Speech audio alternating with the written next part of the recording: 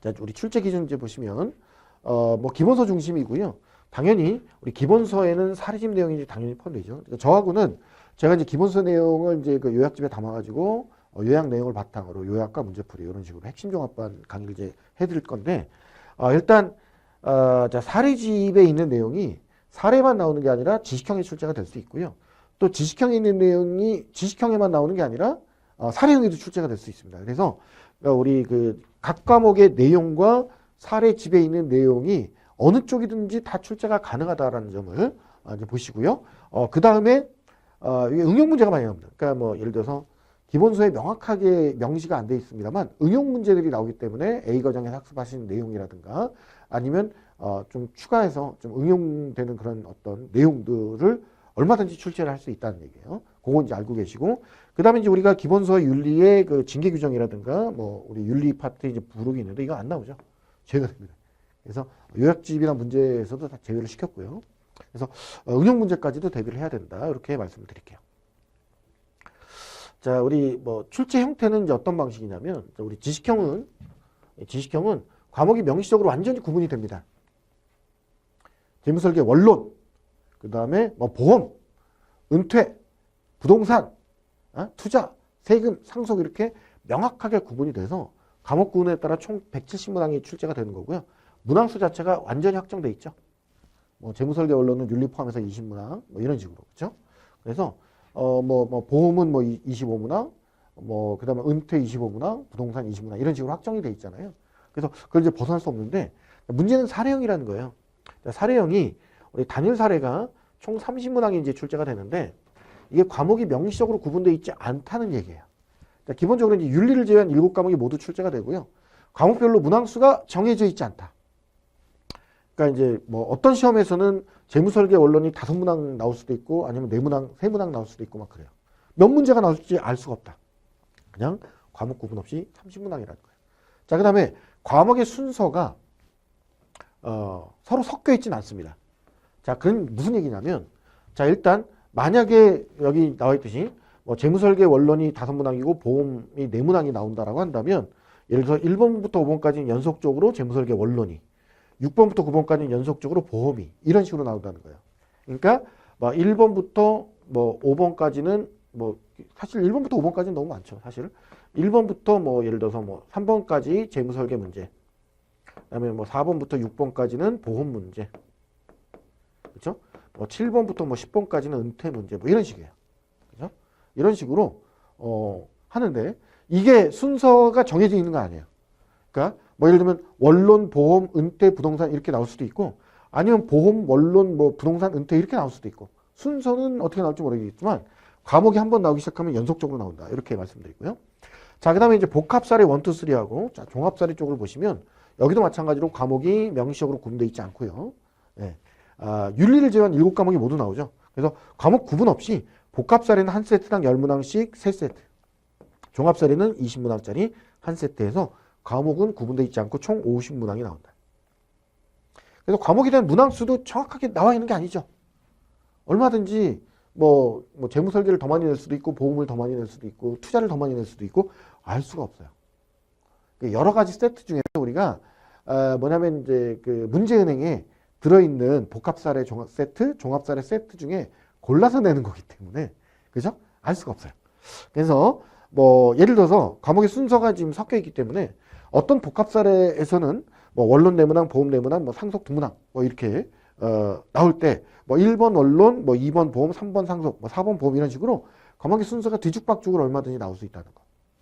그죠? 순서대로 나오지 않는다.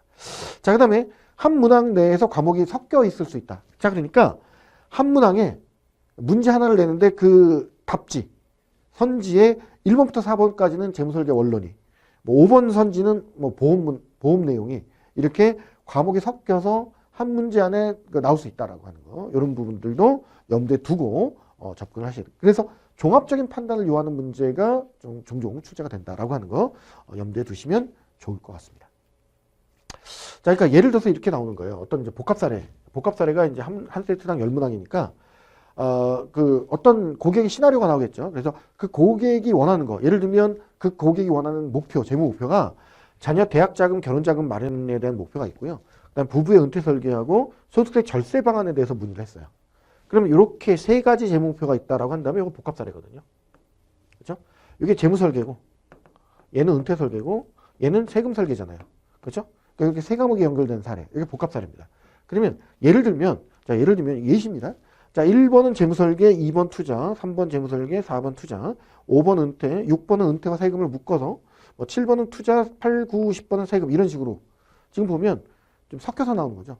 반드시 뭐 순서대로 나오거나 그러지 않는다라고 하는 겁니다. 그렇죠? 이것저것 섞어서 얼마든지 나올 수 있다는 거, 이렇게 염두에 두고 공부를 좀 하셔야 되겠다, 이렇게 말씀드리겠습니다. 자, 그럼 이제 문항 같은 경우는요, 이제 보통은 우리 이제 보면 어떤 지식을 알고 있느냐, 그 다음에 계산할 수 있느냐, 그 다음에 종합적인 어떤 판단할 수 있느냐, 이렇게 크게 보면 세 가지죠. 그러니까 예를 들어서 간단한 법률 및 제도의 이해를 측정할 수 있는 문제, 공식을 이해하고 의미를 파악하고 있는지 측정할 수 있는 문제, 이게 이제 지식형으로 나오는 거죠. 그죠? 자, 그 다음에 어떤 구체적인 수치 산출, 그죠? 계산 문제 할 수 있느냐, 이게 계산 문제가 단일 사례에 나오는 겁니다. 자, 그 다음에 고객 시나리오를 바탕으로 해서 여러 가지 구체적인 솔루션, 종합적인 판단을 통해서 솔루션을 제시할 수 있는지 측정하는 게 이게 바로 복합 사례와 종합 사례가 되겠죠. 그렇죠? 예. 그래서 이렇게 이제 문제 유형이 이제 구성이 되고 있는데, 보통 이제 그 유형이 똑같은 내용을 같은 내용을 만약에 지식형에 낸다라고 한다면 이렇게 내는 거죠. 예를 들어서 부동산 투자를 채택하는 경우가 아닌 것은 이렇게 이제 한단 말이에요. 그럼 이제 우리가 PI, 이게 수익성 지수거든요. 이게 부동산 설계 나오는 얘기인데, 자, 우리 PI 수익성 지수 값이 여기 이제 1 이상이 돼야 좋은 겁니다. 그렇죠? 예, 그래서 0.8로 산정된 경우, 요거는 이제 우리 이게 답인 거죠. 아닌 것은이니까. 그러니까 수익성 지수는 1 이상이 돼야 되거든요. 그러니까 수익성 지수가 우리 이런 건 PI라는 게 이겁니다. 그러니까 예를 들면 들어온 돈, 현금 유입의 현가에서 현금 유출의 현가, 나간 돈이죠. 이제 나눠주면 이게 수익성 지수예요. 그러면 이게 이제 1보다 커야 되는 거죠. 1보다 커야 돼요. 그렇죠? 그래서 지식형 같은 경우는 이게 수익성 지수가 0.8로 산정된 거고, 뭐 예를 들면 NPV는 어떻고, 그다음에 이제 IRR은 어떻고, 이런 식으로 이제 물어봅니다. 그죠? 예, 그래서 지식형에서는 이렇게 낼 수 있는데, 이게 단일 사례로 오게 되면, 자, 수익성 지수를 계산하게 만들죠. 그럼 0.8 아니면 몇, 뭐 이렇게. 그죠? 그래서 지식형과 단일 사례가 물어보고자 하는 같은 주제를 가지고도 이렇게와 이렇게 다른 유형으로 이제 나온다는 거죠. 그죠? 단일 사례는 그래서 계산 문제 위주로 나온다, 이렇게 이제 보시면 되겠고요. 우리가 문제를 낼 때 지식형에서 계산 문제가 나올 수 있고요. 단일 사례에서도 공식의 이해 문제가, 말 문제가 나올 수 있다. 그러니까 지식형은 중요한 내용이죠. 기본서에서만 출제가 되고 단일 사례는 사례집에서만 출제되는 것이 아니다. 양쪽을 병행해서 공부하는 것이 그래서 중요하다. 자, 그러니까 우리 그 기본서에 있는 내용이 지식형에도 나오고 사례형에도 나오고요.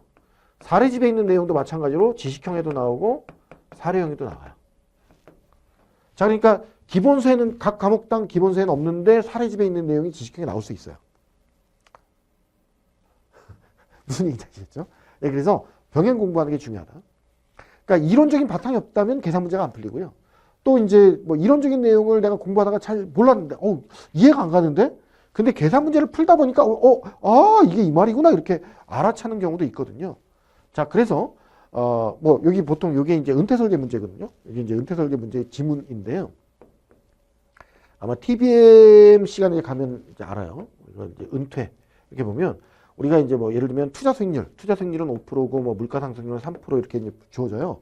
예, 그러면 TBM 시간에 여러분들하고 저하고 이제 학습을 하시겠습니다만, 자, 예를 들어서 은퇴 이후에 은퇴 생활비, 은퇴 생활비가 이제 필요한데, 요 은퇴 생활비가 얼마가 필요하냐? 일시금으로. 요걸 우리가 계산할 때 K율을 써가지고 은퇴 시점에 일시금을 이제 계산하게 됩니다. 이게 이제 총은퇴 일시금이라고 하는 거예요. 그럼 이때 여기 K율을 반영하게 되거든요. 이 K율은 물가 상승률로 인상이 되는 것을 투자 생률로 할인하는 거, 이게 이제 K율이에요. 그러니까 물가와 수익률, 이 두 가지가 다 접목이 되는 게 K율이죠. 자, 그런데 말이죠. 이때 은퇴 생활비는 지금 현재 물가 기준의 은퇴 생활비가 아니라 은퇴 시점 물가 기준으로 계산을 해야 돼요. 그래서 여기서부터 여기까지는 곱하기 1 플러스 R의 N승이라고 하는 물가가 반영되죠. 자, 그러니까 은퇴 이후에는 물가도 반영되고 수익률도 반영이 되지만 은퇴 이전에는 물가만 반영된다는 거예요. 총은퇴 시금 계산할 때. 자, 그러니까 요거 계산 문제를 풀어보면 우리가 이해가 되는데 지식형에서 이 문제가 나올 때 내가 이해가 안 가는 경우가 많아요. 그러니까 이게 총은퇴 시금은 은퇴 전 기간의 세후 수익률이 클수록 커지게 된다. 자, 그러니까 지금 은퇴 전 기간에는 수익률은 관련이 없고요. 물가하고만 관련이 돼 있거든요. 은퇴 이전에는. 은퇴 이후에는 수익률과 물가가 모두 다 관련이 되는데. 그러니까 요게 말 문제, 지식형 내용을 공부할 때는 이게 이해가 안 가요. 이게 이해가 안 가요. 이게 계산 문제를 풀어봐야 그 말이구나라는 것을 알 수 있게 된다는 거죠. 자, 그래서 우리 그 기본수하고 사례집을 병행 공부하는 것이 내용 이해하는데 훨씬 더 유리하다는 점을 제가 강조해서 말씀을 드리겠습니다. 자, 그 다음에 우리 복합사례하고 종합사례, 이게 뭐 시험에 거의 뭐 합격의 당락을 좌우하게 되는데 복합사례 10문항짜리 3세트, 그죠? 3개 이상의 과목이 연결돼서 이제 출제가 되고요. 종합사례는 5개 이상의 과목이라고 합니다만 거의 뭐 7개 과목 이상이 다 나온다, 이렇게 이제 보시면 돼요. 자, 그러니까 예를 들어서 자, 이런 식으로 나오는 겁니다. 어떤 고객 니즈가 있는데 예를 들어서 고객하고 상담을 하는 거죠. 고객의 자녀가 자동차 사고를 당해서 장애가 생겼다. 그럼 장애가 발생한 자녀의 부양 대책이 필요하다. 이게 고객의 목표야. 고객이 이거 해결해 달래. 그러면 그 내용이 이제 시나리오가 담겨 있습니다. 그러니까 시나리오에 이제 보면 자동차 사고에 따른 보험금이 궁금할 수 있고요. 또 보유하고 있는 상가를 애가 장애인이잖아. 예를 들면 장애가 생겼으니까 자녀한테 증여를 해서 자녀 명의의 소득이 생길 수 있도록 아이가 나중에 이제 그 생활하기가 좀 어려울 수 있으니까 이런 것들을 이제 고려해 볼 수 있단 말이에요. 그러면 여기에서 유추해서 어떤 문제가 나올 수 있느냐? 자, 예를 들면 상가 증여할 때 절세를 위해서 상가의 부담부 증여를 고려할 수 있다. 그럼 부담부 증여와 관련된 문제가 나오겠죠. 그죠? 그때 세금이 얼마냐? 이런 문제. 그죠? 자, 그다음에 만약에 자녀가 상가를 증여받아서 소득이 생긴다면 뭐 보통 이제 그 국민연금, 이때 국민연금을 납부해서 자녀의 노후 소득 보장을 받을 수 있기 때문에 은퇴 문제하고도 연결될 수 있죠. 또 만약에 자녀가 상가를 증여받아서 소득이 생길 때 해당 소득으로 주식에 장기 투자해서 소득을 늘릴 수 있기 때문에 투자 설계 문제도 얼마든지 나올 수 있다는 거죠. 그렇죠? 그래서 요런 그 간단한 요런 시나리오를 가지고 여러 어떤 파생된 문제들을 얼마든지 낼 수 있다는 거예요. 그렇죠? 자, 그러면 요 시나리오를 바탕으로 예를 들면 이렇게 낸다는 거죠. 1번부터 그 4번까지는 뭐 예를 들면 장애인 자녀 부양 계획과 관련된 문제다라고 이제 친다면 1번은 자동차 사고 후유장애 보험금 얼마냐 계산 문제가 나오죠. 그렇죠? 자, 그다음에 장애인 자녀한테 상가를 부담 부정했을 때 양도소득세 세금 문제 나오죠. 그다음에 상가 임대소득 발생에 따른 국민연금 가입과 관련된 은퇴 문제 나오죠. 상가 임대소득으로 주식 투자했을 때 투자 관련된 문제를 낼 수 있다는 얘기예요. 그죠? 그러니까 물론 이게 이제 1번, 2번, 3번, 4번에 뭐 보험, 세금, 은퇴, 투자 이렇게 했지만 보통은 이제 이렇게 네 과목이 연결돼 있다라고 한다면 보통 한 2문제에서 3문제 정도 과목당 이렇게 나올 수 있다라고 이제 보시면 돼요. 자, 그래서 이런 내용들이 요 안에서 그냥 단순하게 계산 문제만 있는 게 아니라 지식과 관련된 내용을 묻기도 하고 계산 문제와 연결되기도 하고 그 지식형하고 그런 계산 문제가 혼합돼서 출제가 되기 때문에 고객 니즈에 맞는 종합적인 판단이 요구가 된다. 그래서 이 사례형이 굉장히 중요하다. 시험 목적상. 그죠? 그렇게 이제 보시면 되겠습니다. 자, 출제 유형 보겠습니다. 우리 긍정형이 있고요. 맞는 거 고르는 거. 부정형은 틀린 거 고르는 거. 조합형 그러면 맞는 거 다 고르는 거거든요. 그래서 우리가 긍정형 문제 그러면 맞는 거 고르는 건데 요거는 우리 재무설계죠. 우리 재무원론의 TBM 문제고요. TBM 문제인데 얘가 지식형에 나오는 문제예요. 지식형에 실제로 출제가 됐던 문제입니다. 보통 우리 재무설계 원론 지식형 시험에 TBM 문제가 한 4문제에서 5문제 정도 나오거든요. 많이 나오죠. 그렇죠? 계산 문제가 나와요. 여기 실제 시험에 출제가 됐던 거. 맞는 거 고르는 거죠. 두 번째로 이제 부정형 문제는요. 틀린 거 고르는 거예요. 아닌 것은, 적절하지 않은 것은. 요건 우리 투자 설계에 나오는 부정형 문제죠. 그렇죠? 고르는 거. 5개 중에 틀린 거 하나만 고르는 거. 그러면 이제 앞에서는 요거는 이제 우리 계산 문제였지만 만약에 이제 적절한 것은 이 긍정형 문제가 나왔다라고 한다면 4개가 틀린 거고 1개가 맞는 거잖아요. 그럼 틀린 거 4개를 골라야 돼요. 근데 이제 틀린 거 고르는 거는 요거는 틀린 거 하나만. 그죠? 틀린 거 1개만 고르면 되기 때문에 긍정형보다는 부정형이 상대적으로 쉽다. 이렇게 이제 보고요. 자, 그 다음에 조합형 문제는 맞는 거 다 고르는 거죠. 박스 안에다가 가나다 이렇게 넣어놓고. 그죠? 적절한 설명 모두 다 골라라. 이게 세금 설계 문제입니다. 소득세 관련. 자, 그러면 이게 맞는 게 하나인지 2개인지 3개인지 모르죠. 그래서 얘가 긍정형보다 조금 더 난이도가 높죠. 그죠? 이런 문제가 있고요. 자, 근데 4번째가 순서형인데요. 순서형을 낼 수 있는 문제는 요건 정해져 있죠. 숫자는 많지 않고. 우리 시험 문제가요. 여기 이제 긍정형, 부정형, 조합형이 비등비등하게 나옵니다. 전체 그 비중을 보면. 근데 이제 순서형은 이게 낼 수 있는 문제가 정해져 있습니다. 순서를 나열하는 문제니까. 뭐 예를 들면 뭐 은퇴 설계 프로세스 순서 나열하는 거. 이건 은퇴 설계 프로세스죠. 그죠? 재무 설계 프로세스 순서 나열하는 거. 이런 것들. 순서형은 정해져 있다. 이렇게 이제 보시고요. 자, 그 다음에 연결형이 있습니다. 사랑의 짝대기라고 하는 거잖아요. 요건 상속 문제인데, 상속에서 나오는 유언 관련한 문제죠. 자, 증인이 필요 없는 거 자필증서. 그죠? 비용이 드는 거 공정증서. 그 다음에 뭐 질병이나 기타 급박한 사유, 말로 하는 거. 구수증서. 사랑의 짝대기 연결하는 거잖아요. 어렵지 않거든요. 그래서 이런 연결형 문제가 나오면 오히려 땡큐. 쉽다. 이렇게 말씀을 드리겠습니다. 자, 그 다음에 여러 가지 응용형 문제가 나오는데요. 단수 당기보다는 종합적인 판단을 하는 건데, 자, 예를 들면, 이렇게 효용곡선을 주는 거예요. 이 효용곡선이, 요 효용곡선은 위험 회피 성향이죠. 그럼 위험 선호, 그러면, 이렇게 반대로. 위험 선호죠. 여기 이제 투자 설계나 보험 설계 이제 나오는 모양인데, 이렇게 그래프 하나 주고 여기다 분석하는 거예요. 조금만 더 이렇게. 이러면 뭐, 우리, 수요곡선이라든가 공급곡선 주고 이거 분석하는 거. 이런 어떤 문제 해결형 내지는 그 응용형의 문제가 나옵니다. 그러니까 그림이나 그래프를 주고 그 내용을 이해하고 있는지 평가하는 문제도 시험에 잘 나오고 있습니다. 자, 그 다음에 이제 이러한 문제 해결 문제, 이건 이제 보험 설계에 나오는 문제 해결 문제죠. 보험에 나오는 건데요. 자, 예를 들어서 이 사람이 행사할 수 있는 보험계약자의 권리에 대한 설명 고르는 거죠. 그러니까 예를 들어서 생명보험에 가입을 했는데 약관 및 청약서 부분을 받지 못했다. 약관의 주요 내용에 대해서 설명을 듣지 못했다. 이거는 이게 뭐야? 3대 의무죠. 3대 의무. 그렇죠? 약관 및 청약서 부분, 그 다음에 주요 내용 설명, 그 다음에 이제 뭐 자표 서명, 뭐 이런 것들이죠. 그렇죠? 그럼 이렇게 이제 맞는 거 고르는 거죠. 이렇게 해놓고 1번부터 5번까지 뭐 이렇다면 어떻다, 어떻다 이런 식으로 해서 사례를 주고 여기 적용될 수 있는 내용. 이거 이제 여러분들이 AK에서도 좀 많이. 요거는 요 내용은 A에서도 나오고 C에서도 다 나오는 내용이에요.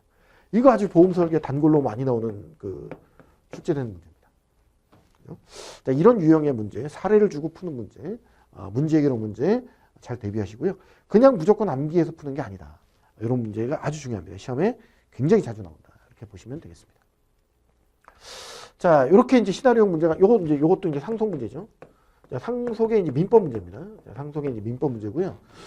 예를 들어서 교통사고로 부친과 형의 사망 시점이 명확하지 않다. 이게 이제 동시사망 문제죠. 그렇죠? 동시사망의 추정이라고 하는 이 문제인데요. 이게 만약에 동시사망한 것으로 추정되는 경우 아니면 부친이 먼저 사망했을 때 형이 먼저 사망했을 때 이 내용이 좀 달라질 수 있다는 거죠. 그렇죠? 이거 상속 설계 굉장히 단골로 많이 출제가 됐던 문제. 아주 많이 나와요. 그래서 시나리오별로 동시 사망한다면 어떻다. 부친이 먼저 사망했을 땐 이렇다. 형이 먼저 사망했을 때 이렇다. 이런 내용이. 그러니까 지금 이렇게 주고 나서 가의 경우는 어떻고 나의 경우는 어떻고 이렇게 나오잖아요. 시험에 아주 잘 나옵니다. 상속 설계 거의 뭐 매 시험마다 나올 정도로 단골 문제입니다. 이 문제. 그래서 이런 문제 좀 대비를 좀 하시면 좋을 것 같습니다. 자, 그 다음에 이제 종합개념 문제도 있는데요. 여기 보면 예를 들어서 오피스텔 B를 자녀들한테 증여하고 싶은데 아직 소득이 없대요, 애들이. 예? 그래서 이때 증여에 따른 증여세, 그 다음에 취득세도 내야 되잖아요. 예, 그때 증여세 산출세 가고, 그 다음에 취득세, 이거 계산하는 문제인데, 자, 이 증여세는 여기 상속설계 문제고요. 자, 상속 문제고, 취득세는 여기 세금 설계 문제거든요. 과목이 다르죠. 그래서 한 문제에 여러 과목이 포함된 문제를 낼 수가 있다는 겁니다. 그래도 이제 계산 문제니까 크게 어렵지 않게 여러분들이 풀 수가 있습니다. 이런 문제, 종합개념 문제 좀 대비를 하시고요. 자, 그 다음에 이제 가끔 이제 궁금해 하시는 분들이 계시는데, 법률이 바뀌었는데 기본서가 안 바뀌었네? 이거 어떻게 할 거냐? 법률이나 제도가 바뀌었을 때는, 예를 들어서, 문제 변경된 조건을 제시해서 출제할 수 있습니다. 그러니까 예를 들면, 2023년에 소득세법이 개정이 됐거든요. 요때, 여기 그 과표 구간이 일부 바뀌었어요. 그래서 이 종합소득세 산출세에 구하는 문제는 이건 단골 문제입니다. 이거 시험에 뭐 무조건 나와요. 자, 그런데 세율 구간을 아예 바뀐 세율 구간을 주는 거죠. 과거에 이게 1200부터였거든요. 여기 이제 1300으로 이제 바뀌면서 요 구간을 새롭게 이렇게 줍니다. 물론 사례형 시험 특히 이제 그 4교시에 우리 그 시험 문제 맨 첫 장에 세율표를 아예 줘요. 그러니까 이제 그거 보고 이제 하시면 되는데 어찌 됐건 변경 조건을 주고 문제를 풀게 할 수 있고요. 두 번째로는 교재 내용만 학습했더라도 문제풀이가 가능하도록 주는 거죠. 예를 들어서 2023년도에 주택임대차보호법이 일부 개정이 되는데요. 어떤 부분이 바뀌었냐면 최우선 변제를 받을 수 있는 그 임차인의 권리, 그 보증금 수준이 바뀌었어요. 그러니까 예전에 서울시, 이게 지역별로 다르죠. 서울시 1억 5천에서 여기 이제 1억 6,500으로 이제 바뀌었을 때 지문을 그러니까 요 바뀐 걸 모르더라도 풀 수 있게 주는 거예요. 그러니까 예를 들어서 서울시 소재 주택 임차인은 최우선 변제를 받을 수 없다. 받을 수 있잖아요. 1억 6,500 이하면 보증금이, 그렇죠? 그러니까 요 문제가 이제 틀린 거고, 주임법상 최우선 변제를 받을 수 있는 임차인의 범위는 서울시 경우에 보증금 1억 원 이하다. 어느 쪽이어도 틀린 거잖아요. 그렇죠? 명백하게 문제를 풀 수 있게끔 준다. 그러면 앞에 있는 요렇게 변경된 조건을 주고 풀게 하거나 아니면 이 변경된 걸 모르더라도 풀 수 있게 하거나 만약에 둘 다 안 된다라고 한다면 아예 출제를 안 한다. 그러니까 이슈가 있다. 변경 이슈가 있다 그러면 웬만하면 출제하지 않는다. 이렇게 생각하시면 되니까 그냥 공부한 대로 시험 보시면 됩니다. 아시겠죠? 자, 그 다음에 이제 우리 그 뭐 1교시부터 4교시까지 맨 앞장에 그 공통적인 조건문이 있습니다. 공통 조건문이 있고요. 이건 모든 시험에 적용되니까 뭐 그렇구나 정도 가볍게 한번 읽어보시면 될 것 같고요. 자, 그 다음에 이게 특히 이제 사례형 시험 볼 때 복합사례, 종합사례 들어있는 4교시죠. 자, 4교시에는요, 요 세율표, 종합소득 세율표하고요, 상속증여세의 기본 세율하고 요거 주어집니다. 주어지니까 이거 막 열심히 외우지 마라. 아시죠? 물론 이제 문제를 조금 쉽게 풀게 하기 위해서 이게 뭐 요 방식 말고요. 우리 누진공제액 외우는 거 있잖아요. 그 방식으로 할 수 있어요. 이 누진공제액을 외우는 방식은 이 누진공 각 여기 요 구간별로의 누진공제액을 재무계산기에 스토어 기능 있죠. 뭐 1번 방, 2번 방, 3번 방 이런 식으로 거기에다가 누진공제액을 저장을 해놓고 풀어도 돼요. 상관없습니다. 여러분들이. 그렇죠? 그런 방식을 이용해도 되겠다. 이렇게 말씀드리겠습니다. 자, 그래서 이렇게 우리 그 여러 가지 이제 출제 기준을 봤는데요. 우리 지식형 사례형을 동시에 같이 병행해 가면서 공부하시는 게 시험 목적상 아주 중요하다. 이렇게 말씀드리고, 이 TBM을 근간으로 해서 이 사례형을 잡지 못하면 절대로 붙을 수 없다는 거 염두에 두시고요. 제가 뭐 TBM 시간에 강조하는 게 뭐냐면 습입니다. 습. 뭐예요? 복습이죠. 복습, 연습만이 살 길이다. 그러니까 보통 학습이라고 하면 학은 배우락이고요. 습은 익힐습인데 학만 하고 내가 배우기만 하고 시험장 가면 시험지 문제 보는 순간 학놀라고 학 떨어지는 거예요. 습을 잘해야 돼. 습. 복습과 연습만이 살 길이다. 이렇게 제가 강조하겠습니다. 수고 많으셨고요. 강의를 들으신 모든 분들이 우리 CFP 자격시험에 합격하시기를 기원하면서 이상 학습 가이드를 마치겠습니다. 수고하셨습니다.